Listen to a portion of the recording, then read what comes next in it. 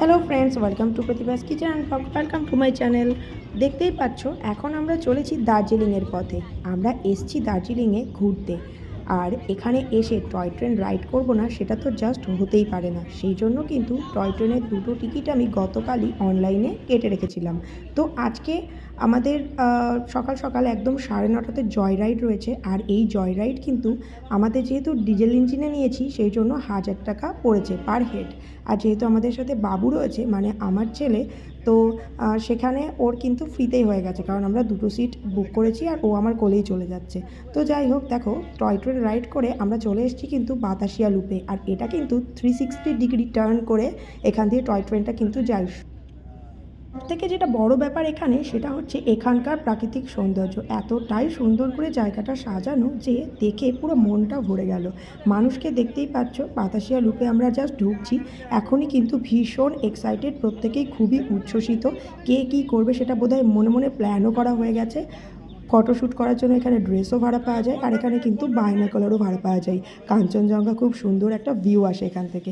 কিন্তু যেহেতু আজকে মেঘলা রয়েছে সেহেতু খুব একটা ভালো ভিউ পাওয়া যাচ্ছে না।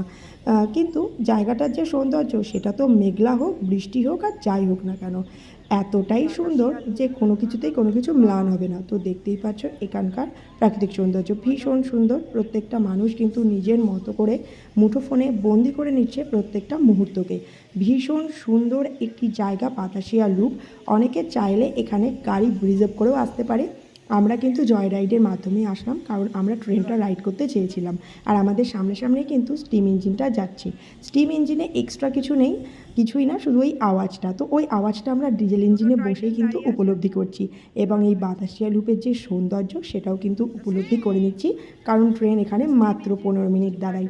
15 মিনিট যথেষ্ট সুন্দরভাবে ভিডিও এবং ফটোশ্যুট করে নেওয়ার জন্য আর জায়গাটাকে উপলব্ধি করার জন্য। কিন্তু কেউ যদি চান এখানে মার্কেটিং করতে, তবে আমি বলবো আলাদা করে গাড়ি রিজার্ভ করে আসাই ভালো, তাহলে অনেকটা সময় পাওয়া যায়। আর এখানে দাম অন্যান্য জায়গার তুলনায় কিন্তু অপেক্ষাকৃত কম।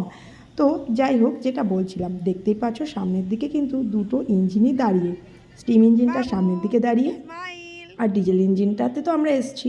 ডিজেল ইঞ্জিনটার একটা মজাটা কি, সেটা হচ্ছে গায়ে তোমার স্টিমের কোনো কয়লার গুঁড়ো পড়বে না।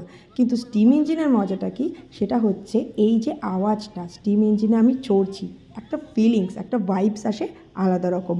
আর এখানে যে আই লাভ দার্জিলিং লেখা আছে, সেখানে যে কি প্রচণ্ড ভিড়, সবাই চাইছে আই লাভ দার্জিলিংয়ের সাথে নিজের ফটোশ্যুট করাতে। সো খুবই ভিড়।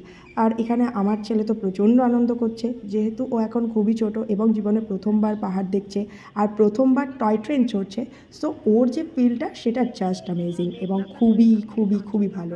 আর এই যে বাইনাকুলারগুলো দেখছো, এগুলো ভাড়া পাওয়া যায়, এগুলো 100 টাকা করে নেয়। আর এখান থেকে কাঞ্চনজঙ্ঘার ক্লিয়ার ভিউ আসে।